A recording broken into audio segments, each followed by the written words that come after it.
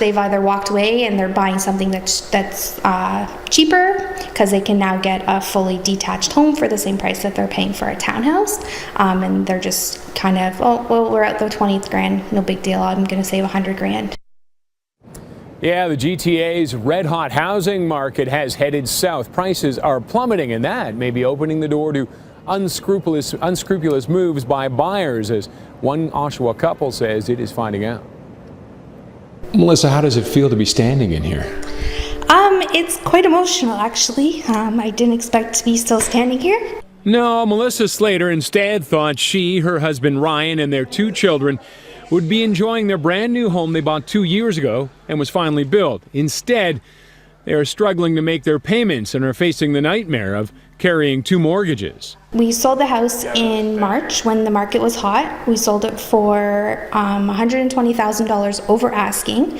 When we went to close the deal on July 21st, the buyers asked for an extension. Slater says they agreed to that extension with terms, but then just this week, the buyer came back with this shocker. And now they've asked for us to reduce the purchase price down $35,000 because they feel that it's not worth the $620,000 that it was back in March.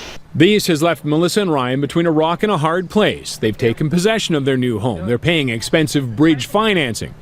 Plus, if they can't close, they likely won't get anywhere near the same price because of the slumping market. I thought, when the market was hot and we got a good offer, we were kind of laughing, and now it's the opposite. If you've signed it and you're ready to close, can you suddenly come back and say no? You can back out of any deal as long as you're willing to pay for it. And what people need to understand is a court's not going to save you because you made a bad deal.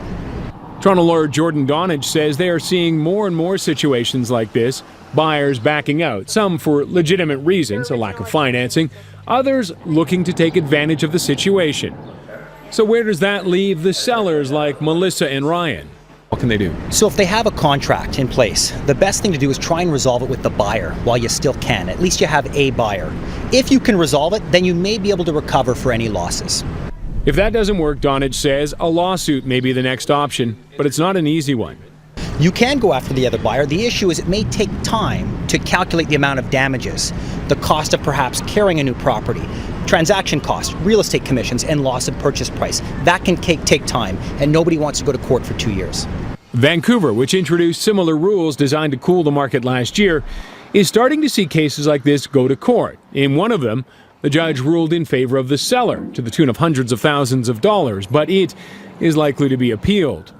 Slater says she is considering suing, but simply may be forced to put it up for resale and try and get the deposit now being held in trust.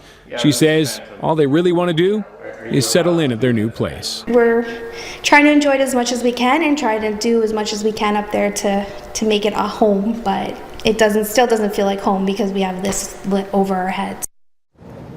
And Melissa says they are expecting to hear back from the buyer likely tomorrow, and that is when they are expected to make their decision on whether to sue or simply relist after this hard lesson.